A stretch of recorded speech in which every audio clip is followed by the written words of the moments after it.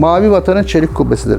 Düşmanın gemisini 2'ye, 3'e, 5'e, 10'a bölersiniz. 50 adet gemi aynı anda üretim yapılabiliyor. Dünyada bir ilktir bu. Okyanus sularında harekat icra edecek bir NATO üyesi ülke konumuna gelmiş olacağız. GZT Haber Merkezi'nden herkese merhaba. Ben Fırat Çelik, askeri stratejist doçent doktor Kemal Olçal hocamız ile birlikteyiz.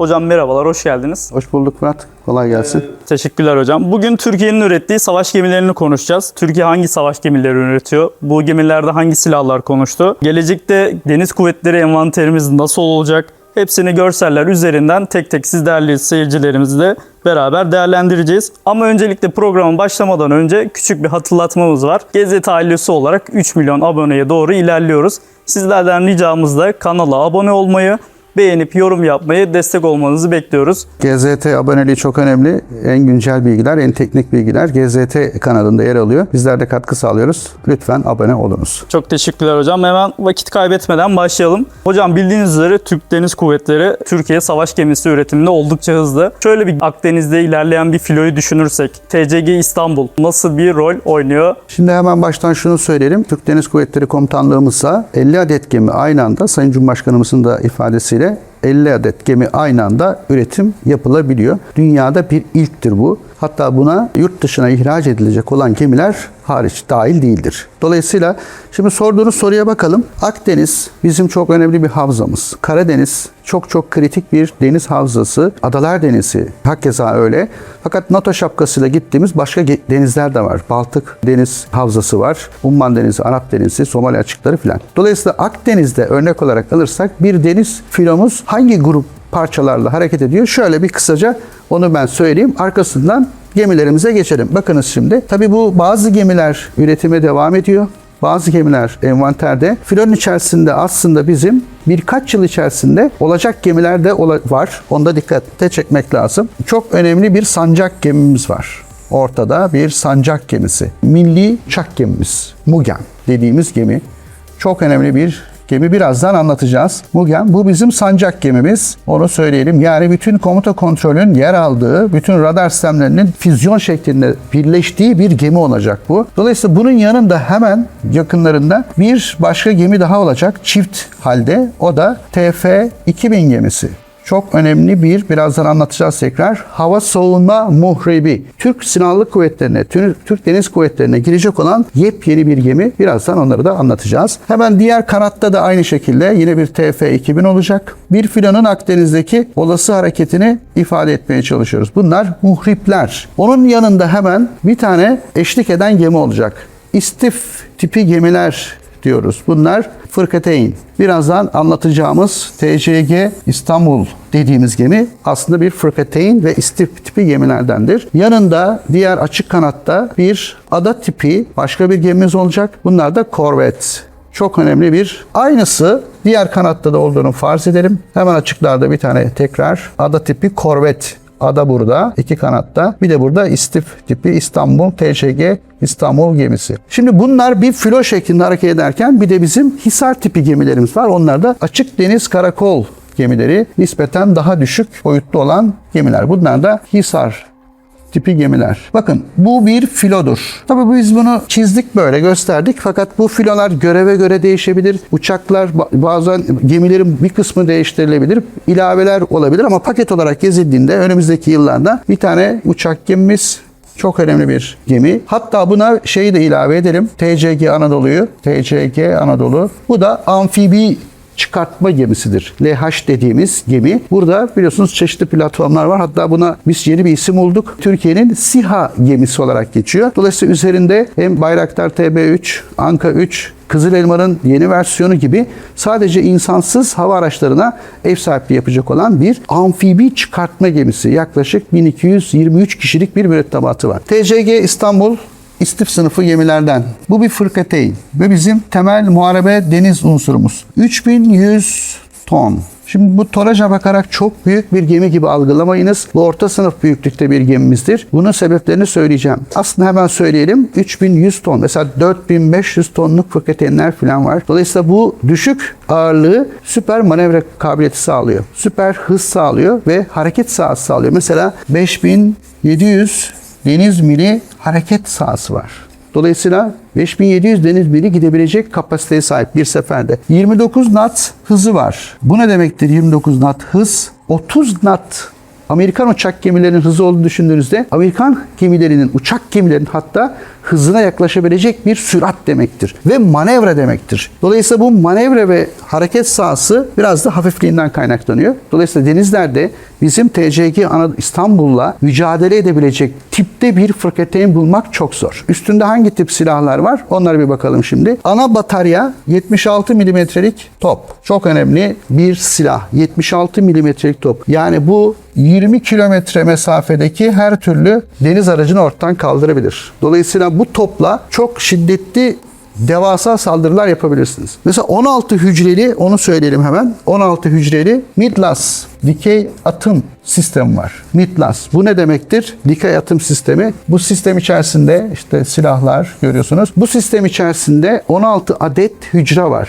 Bu 16 adet füze demektir. Hangi tip füzeler demektir? İşte HISAR demektir. HISAR D. 25 kilometreye kadar mesafedeki tüm SİHA'ları, düşman hava araçlarını ve balistik füzeleri ortadan kaldırabilecek bir sistemdir. HISAR. MIDLAS 16 adet angajman demektir. Seri atış demektir. Dolayısıyla bu çok önemli bir avantaj. Yakın hava savunma sistemi içerisinde de Aselsan Gökdeniz var. Aselsan Gökdeniz'de çok kritik silahlardan bir tanesi ve 4 kilometreye kadar bir mesafede çok rahatlıkla yakın hava savunma sistemi avantajı sağlar. 4 kilometre, düşünün 16 kilometre ve en nihayetinde HISAR D'yi kullanarak 25 kilometreye kadar hava savunması karşıdan gelecek düşman gemilerinin bertaraf edilmesi sağlanacaktır. Bu tabi silah sistemleri içerisinde şunu da ifade etmemiz lazım.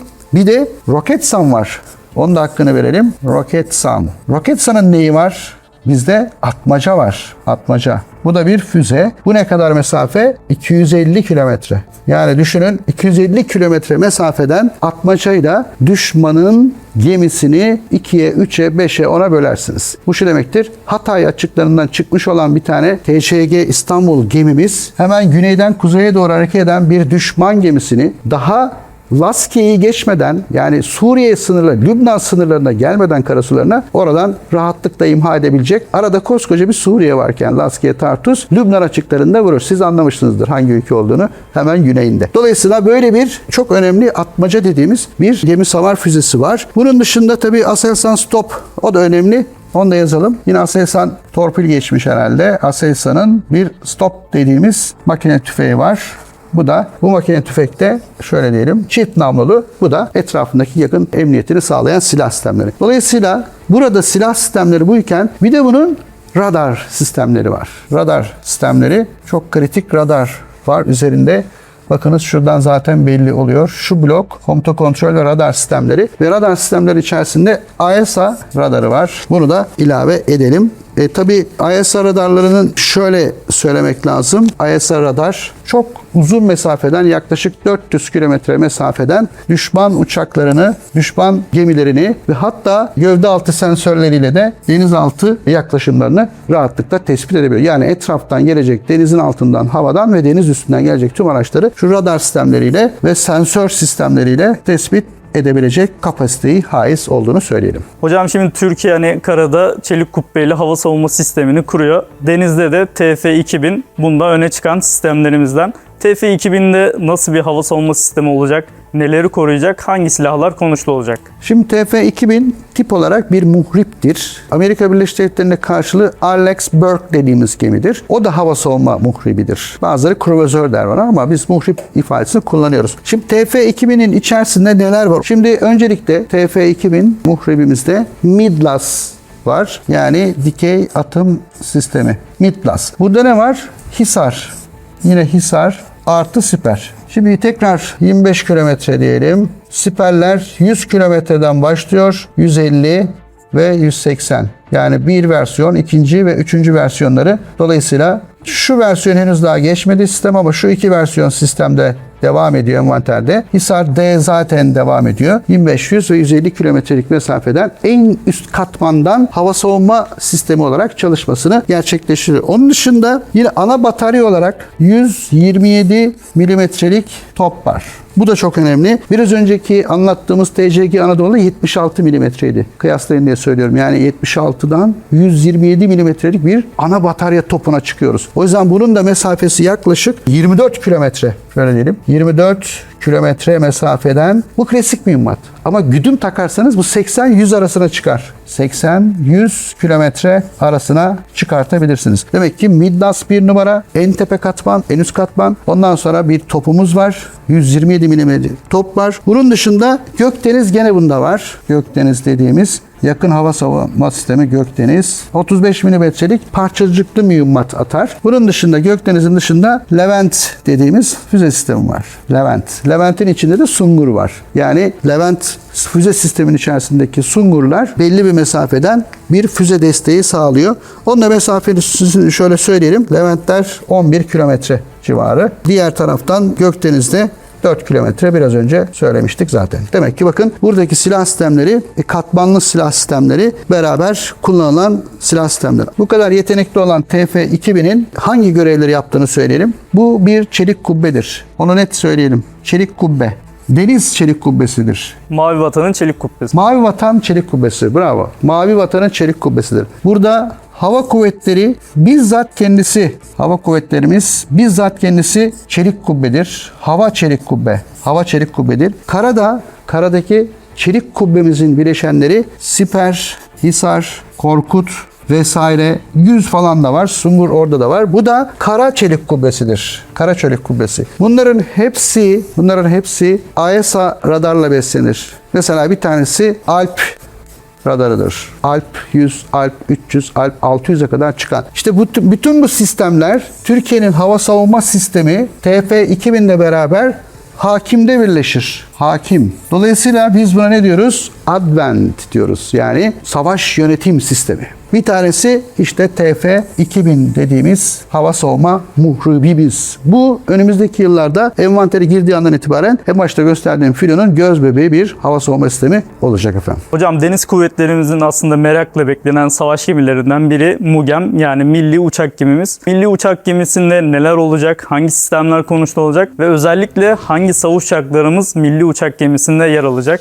Şimdi milli uçak gemimiz gerçekten Türkiye'ye has, Türk Deniz Kuvvetleri'ne özel bir gemi. Bundan önce biliyorsunuz biz platform taşıyan bir gemi daha yaptık. TCG Anadolu. Bu platformlar insansız platformlar ve döner kanatlı hava araçları, yani helikopterler ya da işte Bayraktar TB3 gibi insansız hava araçları. Ama bu insanlı savaşan uçakların da in kalkına müsait bir gemi haline gelecek. Milli uçak gemimiz bir amiral gemisidir ve sancak gemisidir. Bunlar ne demektir? Komuta kontrol demektir. Komuta kontrol ne demektir? Radar demektir. Advent demektir. Yani çok rollü, çok fonksiyonlu, çok işlevli radar sistemleri demektir. Yani şöyle söyleyelim, çok amaçlı dizin modüllü bir takım sistemler vardır. Dolayısıyla burada amiral gemisi olan uçak gemimizin boyutlarını şöyle kısaca söylersek 285 metre olacak. TCG Anadolu ne kadardı? 231 metreydi. Peki bunun muadili nedir? Amerika Birleşik Devletleri'de biz Amerikalılarla kıyaslarız kendi deniz kuvvetlerimiz genelde. Onların mesela 331 metredir. 331 metre, 285 metre. Dolayısıyla bizim 285 metre uzunluğundaki bir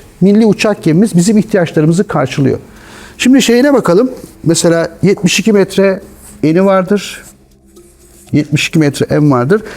Çok da kötü değil ama en iyisi 10.000 deniz mili hareket sahası vardır. Bu 18.520 metre demektir. Yani pardon, kilometre demektir. 18.520 kilometre şu anlama gelir. Herhangi bir destek almadan uçak gemimiz Foça'dan çıkıp New York'a gider ve oradan tekrar geri gelir. Herhangi bir ihmal yapmadan demektir. Şöyle söyleyelim. Tabii deniz yollarını teker teker hesaplamak gerekirse eğer yaklaşık 4400 deniz mili yapar. Çarpı 2 eşittir 8800. Demek ki deniz mili tabii ki bu da. Yani yaklaşık 1200 deniz mili daha hareket edebilecek kapasiteyi içinde barındırıyor bizim uçak gemimiz. Boyutlarımız bunlar, hareket sahamız bunlar. Bir de bunun taşıdığı platformlara bakalım isterseniz. Bir kere burada Hürjet olacak. Hürjet. Bayraktar TB3 olacak ve Anka 3 olacak. Anka 3. Bunlar inip kalkıyorsa diğerleri çok rahatlıkla inip kalkar. Onu da öyle söyleyelim. Ama temel taşıyıcılarımız bunlar. Bir de S-70 tipi helikopterler olacak. Mesela bizim Skorsky'ler artı Gökbey tipi helikopterlerimiz olacak. Şimdi burada 12 derecelik bakın fırlatma rampası var. 12 derece. Ve biz bunu kullanacağız. Mesafeyi söyledik. 3 tane yol var. Artı bunun içerisinde şunu da söylememiz gerekiyor. Mesela insansız deniz araçları da olacak. Yani şurada şunların yanı sıra insansız SİDA'lar ve İDA'lar olacak. İşte ne vardı bizde? ULAK vardı. ULAK var. Marlin olacak vesaire. Demek ki SİDA'lar ve İHA'larla da donatılmış olacak. İHA'lar insanlı uçaklar ve insansız deniz araçları platform olarak bunu bizim uçak gemimizi kullanabilecekler diye söyleyelim. Şimdi bir de bunun kendi öz savunma silahları var. Gene her zaman olduğu gibi, diğer gemilerimizde olduğu gibi ne vardı elimizde? Demin az önce söylediğimiz işte onu da tekrar yazalım şuradan. Midaslar. Bunlar dikey atım sistemleri.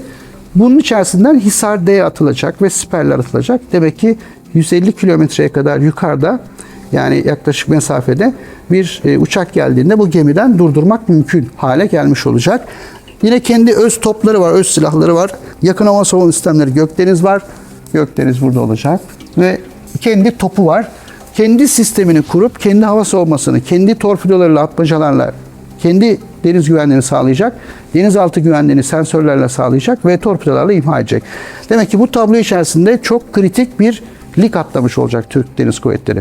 Yani deniz aşırı, okyanus aşırı hatta bir takım harekatlara katılabilecek etrafındaki yardımcı gemilerle beraber tek başına bir filoyla 18.000 belki de işte 19.000 kilometre kadar mesafeyi tek başına git gel yapmakta bu yetenekler arasında girmiş olacak. Platformlar içerisinde Kızıl Elma da olacak. Kızıl Elma'nın TCG Anadolu'na monte edilen versiyonu var. Onun için oraya inip çıkan bütün insansız araçlarımız buna çok rahat bir şekilde iniş ve kalkış yapabilecek. Fakat burada başka bir sistem daha var. Onu da isterseniz söyleyelim. Bir taraftan kalkışlar nasıl olacak? Kısa kalkış. Mesafe kısa ya. Yani 285 metrelik mesafemiz var. 12 derecelik bir platform var. Bunda biz Stobar sistemini kullanacağız. Stobar. Yani kısa iniş kalkışlar için çok basit sistemler, maliyeti çok düşük. Halatlarla tutma şeklinde duruş sağlanacak. İşte bariyer ölçekli, bariyer sistemli aslında bu iniş kalkış sistemleridir. Bir de bunun şeyi vardır, katobarı vardır. Buradan mancınık sistemi demektir.